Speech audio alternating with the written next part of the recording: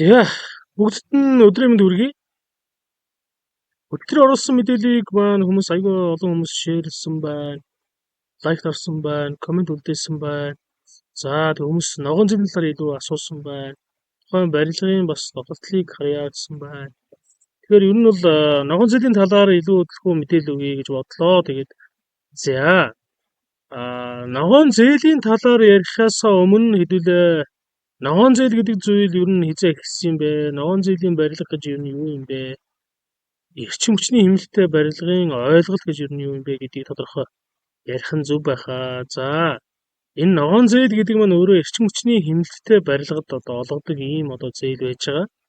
За 2019 онд та бүхэн санаж байвал тухайн барилгын эрчим хүчний хэмнэлттэй барилгын 30% 30% хүртэлх санхүүжилтийг буцааж авахгүйгээр олгож байна гэсэн ийм төсөл хөтөлбөр хэрэгжсэн.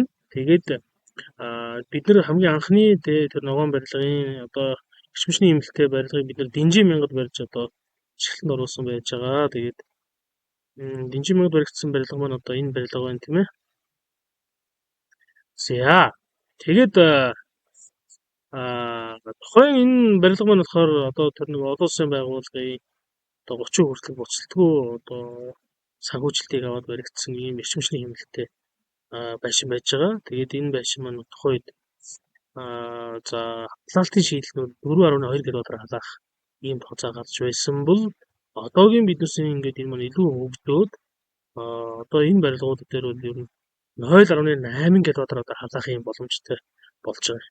0.8 км халаана гэдэг маань үндсэндээ сэргээгдэж мөчээр асуудлаа шийдэх бүрэн боломжтой гэсэн үг. За тухайн энэ барилгын талаар ихлээр мэдээлэл тодорхой өгчий. Энэ барилга маань өөрөө ингээд сэргээгдэж мөчээр шийдэж байгаа учраас өдөө орон нутагт тийм ээ хаач энэ баригдах бүрэн боломжтой тийм. Ямар ч тог татах тийм тог захиргааны улсын тог ч юм уу тийм шаардлагагүйгээр бие даасан байдлаар ингээд өөрөө бүрэн аваад явах юм боломжтой төсөл байж байгаа. За тэгээд тухайн энэ барилга маань өөрөө 35.6 м2 дуплекс загвар байж байгаа. За тухайн барилгын маань өндөр нь өөрөө энэ паркетны дээд энэ өндрөөр авах юм бол 5.6 568 м2 өндөр ийм барилга байх нь. Тэгээд хүмүүс ерөнхийдөө доктортлыг бас ерөнхийдөө харьяа гэсэн юм. Доктортол нь бол ерөнхийдөө нэг иймэрхүү зохион байгуулалттай байхад бол болно. Ер нь л ингээд дуплекс гэдэг нь үндсэндээ хац давхар гэж хүмүүс ойлгож байна тийм ээ. Энэ барилгууд бол таац нэлээд амхан тийм.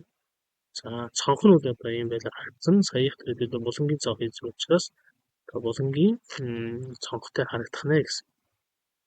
Ингээд иймэрхүү байдлаар тийм ээ.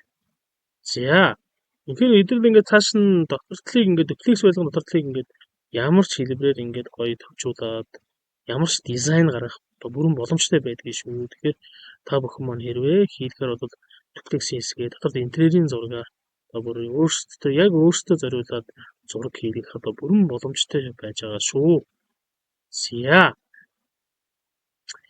За тэгээ хэдүүлээ ногоон зээлийн талаар ярий. Ногоон зээл гэдэг нь хүмүүс 2019 оноос хойш ногоон зээл гэдэг ойлголтыг тийм ээ ногоон зээл маань эрчим хүчний хэмнэлттэй барилгад олгодог ийм зээл байх нэ. Тэгээд ногоон зээлийг ер нь хүмүүс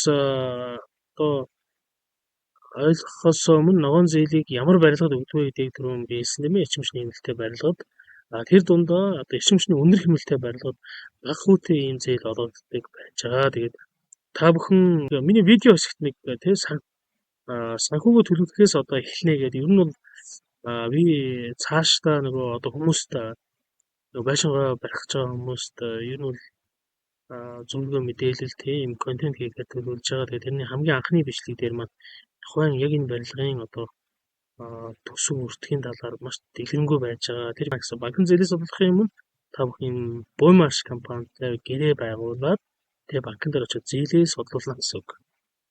За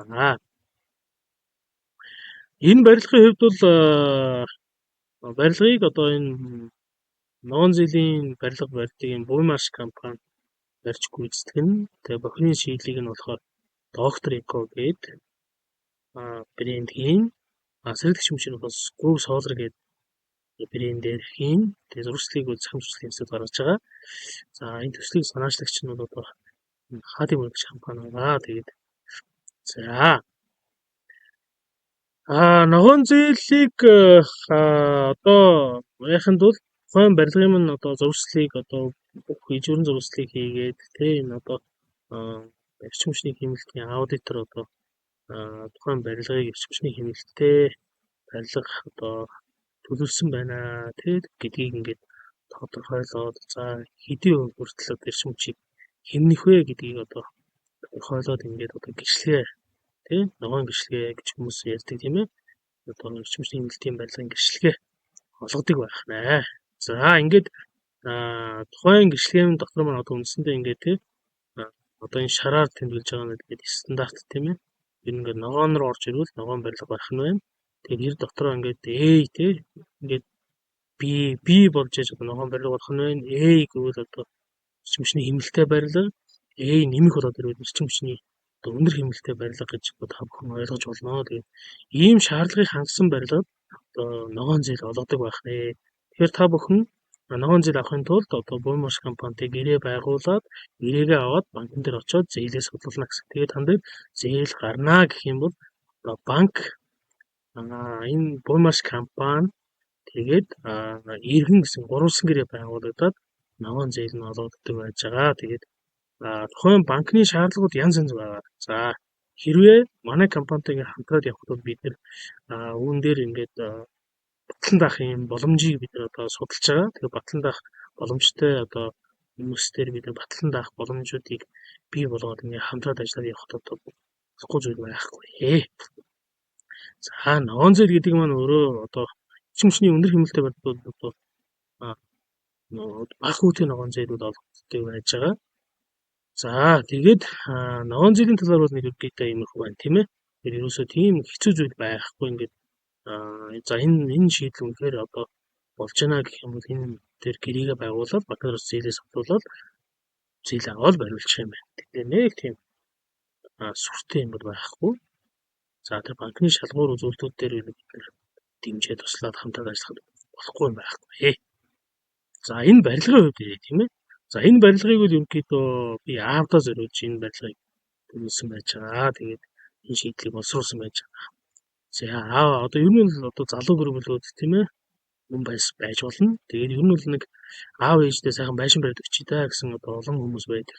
Одоо тэдний л нэг нь би юм байна. Тэгээд би аавдаа зориулж тийм байшин барьж байгаа. Тэгээд за мэдээж тийм ээ аав ингээ ганцаараа байшиндаа байвал амар том хангасан байшинд байгаа зардал өндөр гаргаад байгаад амьдраад ах шаардлага байхгүй.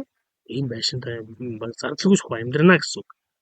За тэгээ хэрвээ биднээс ингээд нэг нь очиод ингээд энэ байшинд багтахгүй байвал энэ цомцог гэрт ингээд тэрэ тий цомцог гэртээ байх юм байна. За зуны цагт ингээд хэрвээ олоолаа цуурвал тий ингээд майхан барьдаг ч юм уу тий ингээд өөр бас шийдлүүд бас бодсон байж байгаа. Тэгээд за энэ постэр дээр ерөнхийдөө та бүхэнд маш тодорхой харагдах байх тийм ээ. За ингээд ерөнхийдөө өшөө асууж тодруулах зүйл байвал та бүхэн сайхан тодорхой асуултаа бичээрэй. Тэгээд тодорхой хариулаад явъя. За баярлалаа.